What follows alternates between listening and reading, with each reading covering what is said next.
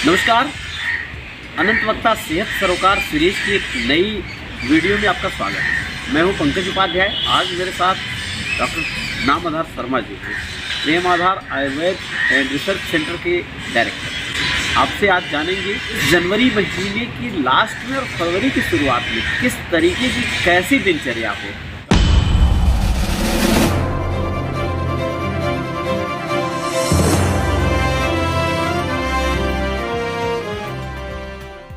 Doctor साहब, स्वागत है आपका कार्यक्रम में। दर्शकों को बताइए, आयुर्वेद के हिसाब से जनवरी का आखिरी हफ्ता और फरवरी के शुरुआत में किस तरीके से सामान्य आदमी अपने आप को रखे ताकि फिट। आयुर्वेद बेसिकली वात, पित्त और कफ इसके प्रिंसिपल पे काम करता है।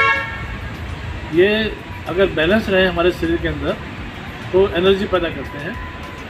और जैसे वायु नर्वस सिस्टम को कंट्रोल करता है, पित्त हमारे एंडोक्राइन ग्लैंड्स को कंट्रोल करता है, तो यह डाइजेस्टिव पावर को कंट्रोल करता है। और कफ से एनाबॉलिक प्रोसेस, ताकत जो है कफ से आती है। अगर ये बैलेंस रहे तो एनर्जी पैदा करते हैं, जैसे मैंने पहले बताया। अब हमारे एटमॉस्फेयर में और हमारी बॉडी में वात, पित्त, कफ का बैलेंस चेंज होता रहता है। जैसे सवेरे के टाइम में 6 बजे से 10 बजे तक कफ की डोमिनेंसी होती है। कफ मीन भारीपन। अब भारीपन की क्या पहचान है? खड़ा हो तो बैठने की इच्छा होती है, बैठा हो तो लेटने की इच्छा होती है, मीठा मीठा हल्का हल्का दर्द रहता है।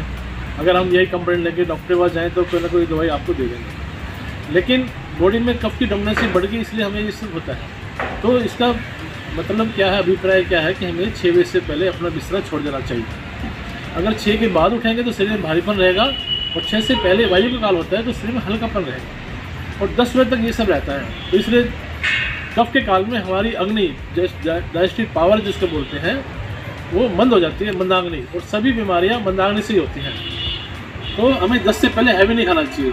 हैवी में क्या क्या आता है? दूध, ब्रेड, पराठा, रोटी, सब्जी, सब हैवी डाइट बनाते हैं। इसलिए हमें 6 से 10 में हैवी नहीं खाना चाहिए। और 10 से ऐसे शाम को भी 6 से 10 कफ का काल है। अगर आप कफ के काल में सो जाएंगे तो नींद गहरी आएगी, नहीं तो नींद गहरी नहीं आएगी। इसका अभिप्राय क्या है कि हमें 10 बजे से पहले अपने बिस्तर में सोने के लिए चले जाना चाहिए। अब दोपहर में 10 से 2 पित्त का काल है। पित्त में डाइजेस्टिव पावर बढ़ जाती है। हमारे आयुर्वेद के हिसाब से लोक और पुरुष प्रकृति में जो हो रहा है और शरीर में जो एक जैसा हो रहा है। जैसे दोपहर के टाइम सूरज की गर्मी पीक पे होती है, ऐसे हमारी जठराग्नि, पेट की पाचन शक्ति जो है बढ़ जाती है। तो अगर हमें कुछ हैवी खाने की कभी इच्छा होती है, पराठा खाने की इच्छा होती है, तो हम दोपहर में खा सकते हैं, तो वो हमें डाइजेस्ट हो जाएगा। लेकिन अगर आपने ज़्यादा ओवर ईटिंग कर ली, जरूरत से ज़्यादा खा लिया, तो मिड नाइट में भी आपको 10 से 2 पित्त का काल होता है। छठी डकारें आएंगी, तब पानी नाक से आएगा, मुंह से आएगा। तो हमें एक सीमित मात्रा में अपने आहार शक्ति के हिसाब से दोपहर में हमें खाना खाना चाहिए। ऐसे शाम को 2 से 6 ये वायु का काल आ जाता है। हमारे जो आयुर्वेद के हिसाब से रात्रि जो आहार है उसका 6 से 7 बजे का काल होता है। हमें 6 से 7 बजे खाना खाना चाहिए। इसका मतलब है कि शाम के टाइम हमें वायुवर्धक आहार, जैसे चावल है, राजमा है, उड़द की दाल है, अरबी, भिंडी, गोभी, ये सब वायुवर्धक आहार है। फिर हमें चावल के अलावा दही है, कोल्ड ड्रिंक, आइसक्रीम, ये हमें शाम के टाइम अवॉइड करनी चाहिए। आपने देखा होगा जितने भी हम मैच्योर एज में 55-60 के बाद में जो हार्ट पेशेंट होते हैं, उनको दिल के दौरे अर्ली मॉर्निंग पड़ते हैं। किसको 5 बजे, किसको 4 बजे, किसको 3 बजे। इसका कारण भी यही है कि रात को भी 2 से 6 वायु का काल होता है।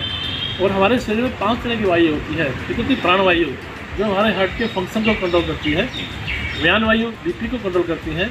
समान वायु खाना हजम करती है। उदान वायु गले से आवाज़ निकालती है। और अपान वायु लैट्रिन बाथरूम कंट्रोल करती है। इसमें सबसे ज़्यादा इंपॉर्टेंस अपान वायु की है। अगर अपान की दृष्टि है तो प्राण की दृष्टि हो सकती है। अब हार्ट पेशेंट है, जो हार्ट के मरीज़ हैं, जो घर में किसी कारण से अकेले रहते हैं, तो आपने सुना होगा कहते हैं अरे वो अकेला रहता था, बाथरूम में पड़ा हुआ मिला, उसको लैट्रिन जाने की इच्छा होती है, जोड़ लगाएगा, अपान की दृष्टियों से प्राण की दृष्टि होती है और वहीं क्लैश हो जाता है। तो ये हमारे एक सिस्टम है आयुर्वेद के हिसाब से।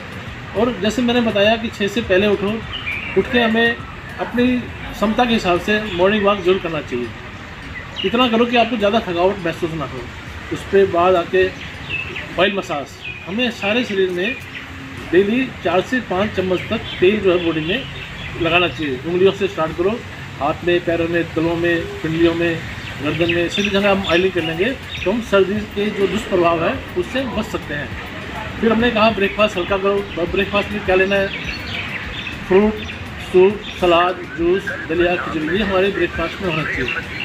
और उठने के 2 घंटे के अंदर हमारा नाश्ता हो जाना चाहिए, नहीं तो हमें एसिडिटी की तकलीफ हो सकती है खाली पेट होने से। और लंच का टाइम है हमारा 11 से 2 बजे तक। जैसे मैंने बताया सूरज पीक पे होता है जब ठंडी स्ट्रॉन्ग हो जाती है, तो खाने का टाइम भी लंच का 11 से 2 बजे का है। शाम का खाना 7 बजे से पहले और 3 घंटे के बाद सोना 10 बजे है। और 1 गिलास गर्म दूध पी के, या तो इसमें हम हल्दी का पाउडर डाल के ले सकते हैं या केसर डाल के ले सकते हैं। अगर आप पतले दुबले हैं, ताकत हड्डी कमज़ोर है, तो बादाम का तेल भी हम आधा चम्मच से 1 चम्मच तक दूध में डाल के ले सकते हैं। इससे हमारे शरीर में ऑयलिंग रहेगी, इंटरनल भी रहेंगी और बाह्य अभ्यंग हमने क्रिया से रहे तो हम सर्दी के दुष्प्रभाव से बच के रह सकते हैं।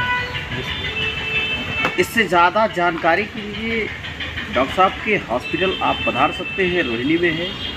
डिस्क्रिप्शन में हॉस्पिटल का एड्रेस, हॉस्पिटल की वेबसाइट और हॉस्पिटल का फ़ोन नंबर, यहाँ संपर्क साध के आप और बातों को समझ सकते हैं। यहाँ आयुर्वेद के लिहाज से बहुत बेहतर ट्रीटमेंट होती है।